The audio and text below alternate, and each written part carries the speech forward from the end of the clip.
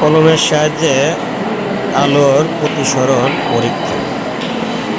দেখো, আমরা যদি এক গ্লাস পানি নিয়ে একটা কলমকে তীর্যকভাবে গ্লাসের ভিতর রাখি, তাহলে কলমটা বাইরে থেকে একটু দেখা যাবে বাঁকা, অর্থাৎ ভাঙ্গা ভাঙ্গা দেখা যাবে।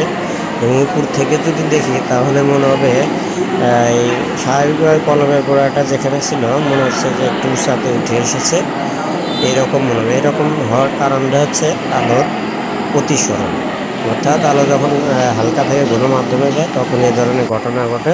চলো আমরা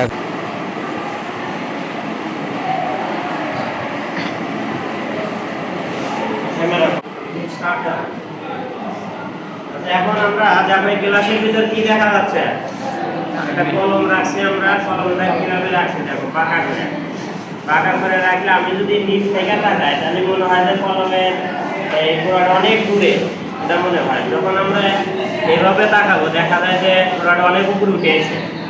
ক্লিয়ার? এখন তুমি দেখো তো আমার কথার সাথে মিলে দিবে, যেমন হইতেছে না এখানে আছে, এখন উপর তাহলে তাকাও তো কি মনে হয় না অনেক উপরে ওঠা দেখা যাচ্ছে। স্টপ দাও, চালু করে দাও।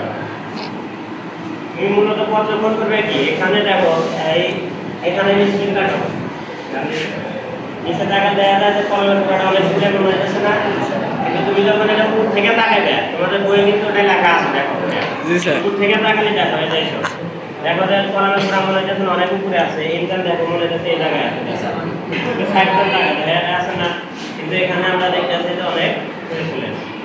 ঠিক আছে, এখন উপর থেকে তাকাও, উপর থেকে দেখো তো কি অনেক কাছে মনে হয় না? আবার একটু উপর আর নিচ দুটো একসাথে দেখো, দেখবা যে ঘোড়াটা মনে হইতেছে অনেক দূরে এমনি, আর উপর থেকে তাকালে মনে হইতেছে উপরে উঠে আসে। ঠিক আছে।